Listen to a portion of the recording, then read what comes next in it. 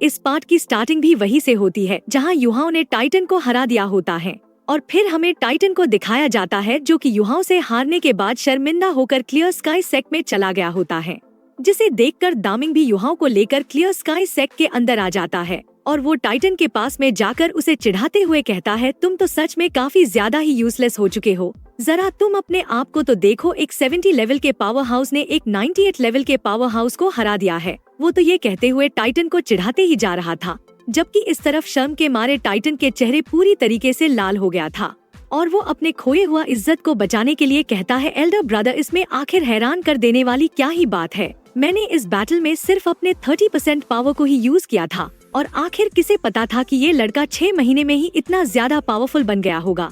अगर मैं सच बताऊं तो इसने मेरे स्पिरिट को भी सप्रेस कर दिया था और तो युहाओं मेरे ऊपर बिना रुके अटैक करते ही जा रहा था। बैटल स्टार्ट होने से पहले मैंने ये सोचा था कि ये लड़का मुझे बिल्कुल भी हर्ट कर नहीं पाएगा, इसलिए मैंने इसे थोड़ा सा चांस दिया था, जबकि इसके पास पता नहीं किस तरीके की एबिलिटीज थी जिसकी वजह से मेरी फिजिकल डिफेंस यूजलेस हो गई।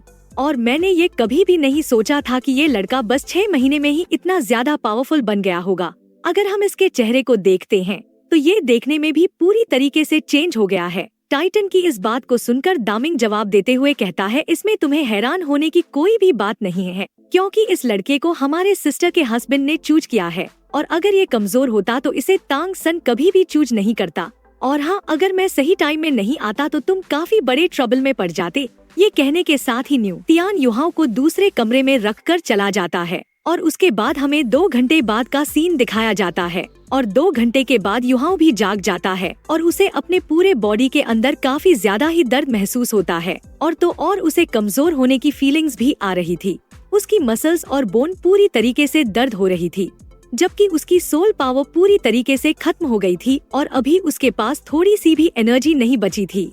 और जब युहाओं अपने आँखों को धीरे धीरे करके खोलता है तो वो वहाँ पे स्टोन सीलिंग को देख पा रहा था और इस टाइम में उसे कुछ चीजें मिसिंग हुआ फील होता है, इसलिए युहाओं पहले जो भी हुआ था उन सारी बातों को याद करने की कोशिश करता है और वो कहता है, ये पक्का से ही क्लियर स्काई सेक्ट होगा, क्या मैं इसके अंदर आ गया हूँ।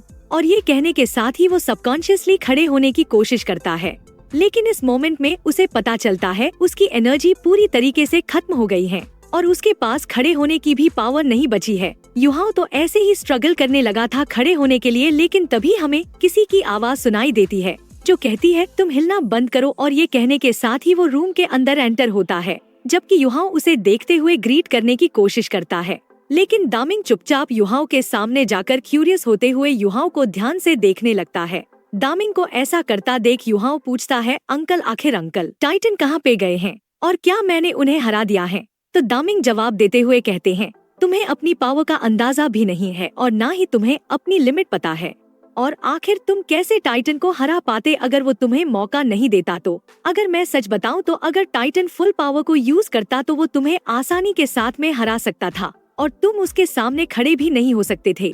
दामिंग की इस बात को सुनकर युहाओं थोड़ा सा उदास हो गया था और वो उदास होते हुए कहता है, अंकल, मुझे पता है कि मेरी एबिलिटीज अभी भी कमजोर है और मैं अभी भी डोंगर को प्रोटेक्ट करने के लिए काबिल नहीं हूँ, लेकिन फिर भी आप मुझे डोंगर को देखने के लिए परमिशन दे दीजिए, मैं उसे काफी ज्यादा ही मिस करता हूँ। और जब युहाओं ये बातें न्यू तियान को बता रहा था तो युहाओं के इमोशंस नाजुक हो गए थे और उसे ऐसा लग रहा था कि जैसे कि कोई उसके दिल में चाकू मार रहा हो। युहाओं की इस सिचुएशन को देखकर दामिंग एक लंबी सांस के साथ कहते हैं, तुम अभी के लिए रेस्ट करो, लेकिन युहाओं उन्हें मना करते हुए कहता है, अंकल, मैं पूरी तरीके से ठीक हूँ और मैं अभी भी डोंगर को देख सकता हूँ।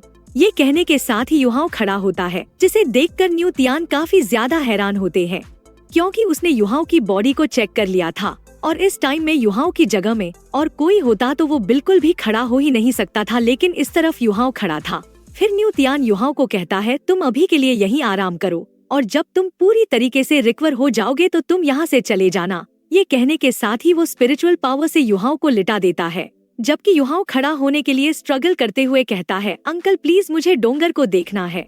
तो दामिंग कहता है, ऐसा नहीं है कि मैं तुम्हें डोंगर से मिलाना नहीं चाहता हूँ। अगर मैं सच बताऊं तो अभी डोंगर यहाँ पर नहीं है, डोंगर को यहाँ से किसी ने ले जा चुका है। इसी वजह से ही हम तुम्हें क्लियर स्काई सेक्ट के अंदर आने देना नहीं चाहते थे।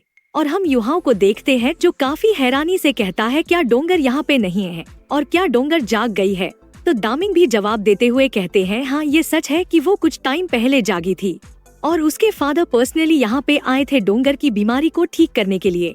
लेकिन बीमारी को ठीक करने की वजह से इसमें उसके ब्रेन को भी इफेक्ट हुआ है, इसलिए वो जागने के बाद उसने सारी पुरानी बातों को भुला दिया है। अगर मैं आसान शब्द में कहूँ तो उसने अपनी सभी मेमोरीज को खो दिया है। वो तुम्हें भी भूल चुकी है, इसीलिए अब तुम्हें उसे ढूंढने की कोई भी जरूरत नहीं है। अगर तुमने उसे ढूंढ भी लिया तो भी वो तुम्हें पहचान नहीं पाएगी। दामिंग की इस बात को सुनकर युहाओ खुशी के मारे उछलने लगता है, लेकिन फिर भी दर्द की वजह से वो दोबारा से बेड में लेट जाता है। और गाइस युहाओ इस टाइम में थोड़ा सा एक्साइटेड दिखाई दे रहा था, जबकि इस तरफ दामिंग युहाओ की इस हरकत से काफी ज्यादा हैरान हो गए थे। इसलिए वो कहते हैं क्या तुम इसलिए खुश हो क्योंकि डोंगर ने तुम्हें भुला दिया है? तो युहाओ जवाब देते हुए कहता है नहीं, बिल्कुल भी नहीं, मैं तो इसलिए खुश हूँ क्योंकि डोंगर जाग गई है और उसकी बीमारी को भी ट्रीट कर दिया गया है। और मैं इस बात में भरोसा नहीं करता हूँ कि डोंगर ने मुझे भूला है, और अगर उसने मुझे भूला भी है तो क्या हुआ, मैं ये श्योर करूँगा कि उसकी याद दोबारा से लौट आए। इसीलिए अंकल अभी वो कहाँ पे है, प्लीज आप मुझे ये बात बताइए, मैं उसकी मेमोरीज को रीगेन करने में मदद कर सकता हूँ। युहाओ की इस बात को सुनकर दामिंग के एक्सप्रेशन कोल्ड हो गए थे और वो कोल्ड वॉइस में कहते हैं मैं तुम्हें ऑलरेडी बता चुका हूँ कि वो अब पहले की वांग डोंगर नहीं है, और ना ही मुझे ये पता है कि उसके फादर उसे कहाँ पे ले गए हैं।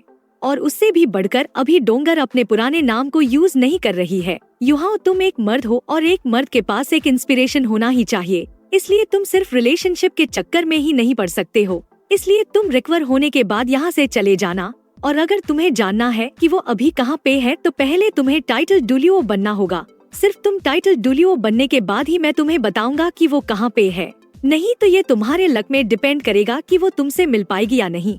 ये कहने के साथ ही वो युहाओ की बातों को बिना सुने वहाँ से चले जाते हैं, जबकि इस तरफ युहाओ अपने आप को शांत करने की कोशिश कर रहा था और वो अंकल न्यू तियान की बताई हुई कुछ बातों को समझने की कोशिश कर रहा था, जैसे कि डोंगर अभी जाग चुकी है और उसकी बीमारी को भी ट्रीट कर दिया गया है, जो कि अनडाउटेडली काफी इम्पोर्टेंट चीज है।